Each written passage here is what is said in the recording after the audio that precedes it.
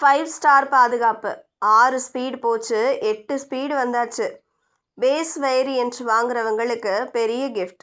Skoda India தனது 2026 Kushaq face lift மாடலை இந்தியாவில் அறிமுகப்படுத்தியுள்ளது. இந்த புதிய மாடல் டிசைன், ஃபீச்சர்கள் மற்றும் என்ஜினில் பல அப்டேட்டுகளுடன் வருகிறது. பேஸ் வேரியன்ட்டிலேயே பல பிரீமியம் அம்சங்கள் சேர்க்கப்பட்டுள்ளன. ஸ்கோடா இந்தியா தனது 2026 குஷாக் ஃபேஸ் லிஃப்ட் மாடலை இந்தியாவில் அறிமுகப்படுத்தியுள்ளது.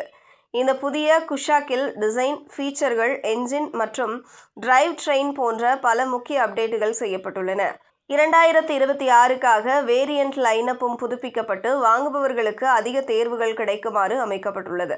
இந்த கார் தற்போது classic plus, signature, sport line, prestige, Monte Carlo என மொத்தம் 5 வேரியன்ட்களில் வருகிறது.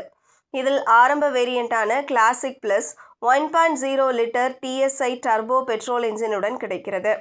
முன்பு இருந்த ஆட்டோமேட்டிக் கியர் பாக்ஸை மாற்றி இப்போது புது 8 speed torque converter automatic gear பாக்ஸையும் ஸ்கோடா வழங்கியுள்ளது. இதன் மூலம் இந்த ஃபேஸ் வேரியன்ட்டிலேயே மேனுவல், ஆட்டோமேட்டிக் 2 தேர்வுகளும் கிடைக்கின்றன.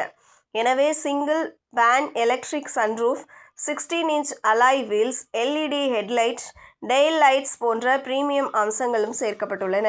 இதனால் பேஸ் வேரியன்ட் என்றாலும் கார் லுக் மற்றும் ஃபீல் அதிகமாக அப்டேட் ஆனதாக தெரிகிறது. இன்ஃபோடெயின்மெண்ட்டிற்காக 6.9 inch touch screen, speakers, automatic climate control, sequential rear இண்டிகேட்டர்கள் போன்ற வசதிகளும் வழங்கப்பட்டுள்ளன. மேலும் வாடிக்கையாளர்களுக்கு விருப்பமாக ஃப்ரண்ட் பார்க்கிங் சென்சார்கள் ஆப்ஷன் கிடைக்க வாய்ப்புள்ளது.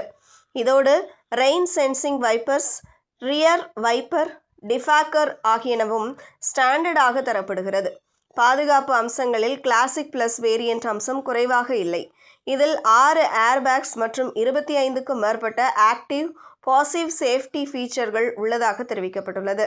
டாப் வேரியன்ட்களில் 40க்கும் மேற்பட்ட பாதுகாப்பு அம்சங்கள் கிடைக்கும் என்று கூறப்படுகிறது.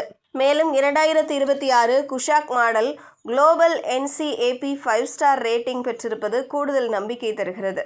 அதிகாரப்பூர்வ விலை இன்னும் அறிவிக்கப்படாத நிலையில் இதன் ஆரம்ப விலை 11 முதல் 12 லட்சம் ரூபாய் அருகில் இருக்கலாம் என எதிர்பார்க்கப்படுகிறது.